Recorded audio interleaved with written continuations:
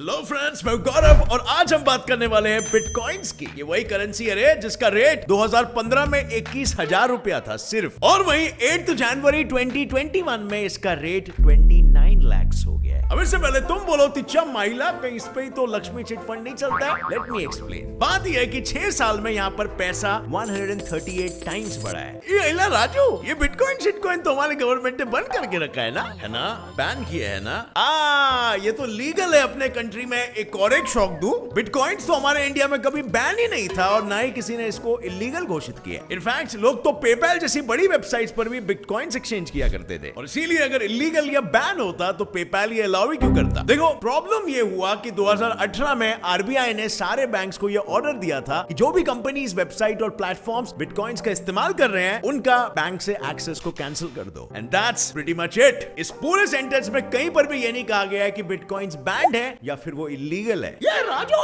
ये साले बैंक वालों को लोटा फेंक के मार। Well, सीधी सी बात है, इन लोग ने हमें गुमराह किया है। बट 2020 में जब कुछ लोग ये केस लेके सुप्रीम कोर्ट गए, तब सुप्रीम कोर्ट ने आरबीआई को ये बोल दिया कि हमारे संविधान के 19(1)(g) के अनुसार हमें ये अधिकार है कोई भी बिजनेस या ऑक्यूपेशन या ट्रेड करने का। और आरबीआई ने जो एक्सेस डिनाई किया था वो हमारे संविधान के खिलाफ था, और इसीलिए उन्हें अब सबको एक्सेस देना होगा। एंड फाइनली 4 मार्च 2020 में ये क्लियरली डिक्लेयर हो गया कि हम इंडिया में भी बिटकॉइंस पे ट्रेड या इन्वेस्ट कर सकते हैं। पर अब सवाल ये उठता है कि आरबीआई असल में बिटकॉइंस के खिलाफ क्यों थी। और आरबीआई का मतलब reserve bank of India, by the way, अगर आपको नहीं पता तो। वेल, काइंड ऑफ इसके सवाल में इसका जवाब है, कोई किसी के खिलाफ क्यों होता है जब उन्हें धोखा मिलता है, राइट? जो कि आरबीआई को मिला था अमित भारद्वाज के द्वारा। इन महान व्यक्ति ने खुद का क्रिप्टो करेंसी डेवलप कर लिया था और पब्लिक में यह अफवाह फैलाने लगा कि ये एक लीगल क्रिप्टो करेंसी है, इसे बाय करो और सेल करो। लोगों ने आंखें बंद करके इस पे विश्वास भी किया, और इस पूरे के पूरे कांड में इसने 2000 करोड़ छापे। देवा,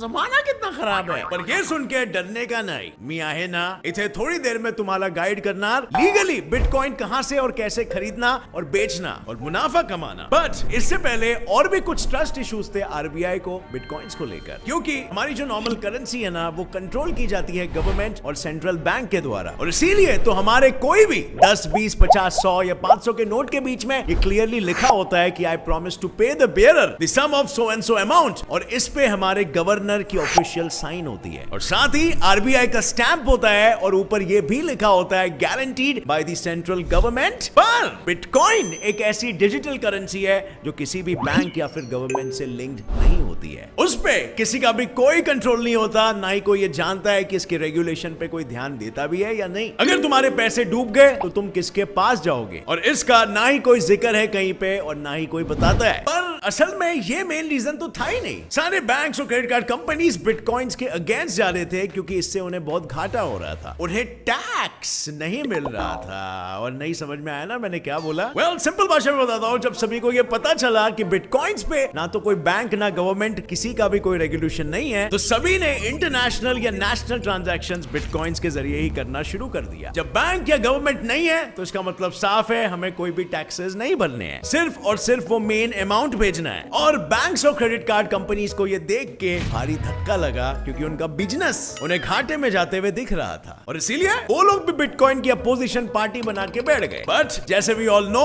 उनका ऑपोजिशन तो ज्यादा दिन चला नहीं। इतनी सारी राम कहानी के बाद भी अगर किसी को समझ में नहीं आया कि बिटकॉइन असल में है क्या, तो मैं समझाता हूँ। वेल, इसे तुम डिजिटल गोल्ड यानी कि सोना समझ सकते हो। आज इन्वेस्ट करके छोड़ दिया, फिर तुम्हारे पैसे दिन दुगना रात चौगुना होते जाएंगे। एक ना एक दिन हजारपति से करोड़पति पक्का, अगर सही टाइम तक इन्वेस्ट करते रहे तो, और मार्केट कंडीशन सही रहे तो। बट अब सवाल ये उठता है कि ये वर्चुअल करेंसी आखिरकार आया कहां से, किसने बनाया और क्यों बनाया, है ना वाजिब सवाल ये सारे। So well, एक एक करके चलो सारे सवालों के जवाब देता हूं। बिटकॉइन को इन्वेंट किया था सबसे पहले 2008 में सतोशी नाकामोटो ने। पर हाँ, एक और एक बात बता दूं कि आज तक किसी को ये नहीं पता कि इंसान है कौन, और जो भी इंसान है उसने बिटकॉइन को इन्वेंट करने के लिए ब्लॉकचेन टेक्नोलॉजी का उपयोग किया। ये एक ऐसी टेक्नोलॉजी है जिसमें आप हर एक छोटे से छोटे ट्रांजैक्शन, डेटा या फिर इंफॉर्मेशन को यूं चुटकियों में ट्रेस कर सकते हो। जब चाहो जहां चाहो डेटा मंगवा लो और आपको आपके पूर्वजों के द्वारा किए गए ट्रांजैक्शन का भी डेटा मिल जाएगा। उतना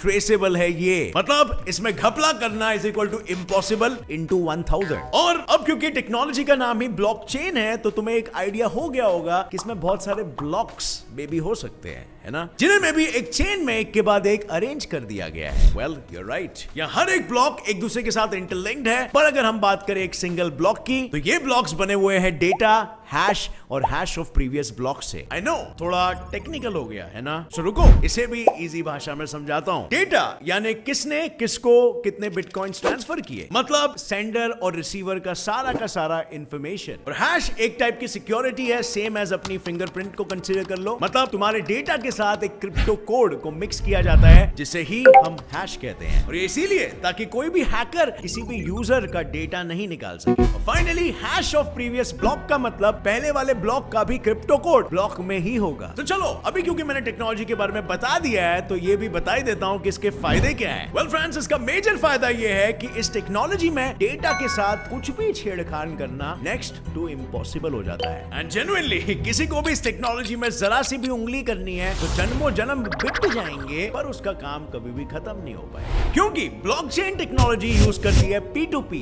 यानी कि पीयर टू पीयर टेक्नोलॉजी। और अब इससे पहले में भी आप बोलो ये क्या नया शिट है, लेट मी एक्सप्लेन। देखो नॉर्मली जो आपका नॉर्मल वाला इंटरनेट है उस पे जो टेक्नोलॉजी यूज की जाती है वो आपके सर्वर और क्लाइंट के बेसिस पर चलती है। फॉर एग्जांपल तुम और गूगल, तुम हमेशा गूगल के पास से इंफॉर्मेशन मांगते हो जो वो तुम्हें डेटा है, मतलब इंफॉर्मेशन शेयरिंग सिर्फ वन वे ही चलता है। ऐसा नहीं होता कि कभी गूगल ने तुमसे कोई इंफॉर्मेशन मांगा हो, और इसीलिए पूरे सिचुएशन में तुम क्लाइंट हो और गूगल तुम्हारा सर्वर है। बट अगर तुम शेयर इट या फिर ब्लूटूथ की बात करो तो इसमें तो तुम सामने वाले से data, for example video, image या ऐप कुछ भी ले सकते हो, है ना। मतलब अगर तुम डेटा ले रहे हो तो तुम क्लाइंट और सामने वाला सर्वर, और अब अगर तुम डेटा भेज रहे हो तो तुम सर्वर और सामने वाला तुम्हारा क्लाइंट। और इसी टेक्नोलॉजी को हम कहते हैं P2P टेक्नोलॉजी, जिस पे टोरेंट भी बेस्ड है। यहां पर तुम सर्वर और क्लाइंट दोनों की तरह बिहेव कर सकते हो, और इसीलिए इसका यूज बिटकॉइंस में हुआ, क्योंकि बिटकॉइंस में काफी लोग ट्रेड करते हैं और काफी लोग इन्वेस्ट, काफी सारे लोग एक दूसरे से कनेक्टेड है एक P2P नेटवर्क में। और ब्लॉकचेन टेक्नोलॉजी इसी का फायदा उठाती है। बिटकॉइन रिलेटेड कोई भी ऑफिशियल ट्रांजैक्शन होगा तो ब्लॉकचेन उसका नया ब्लॉक बना के नेटवर्किंग में मौजूद सभी को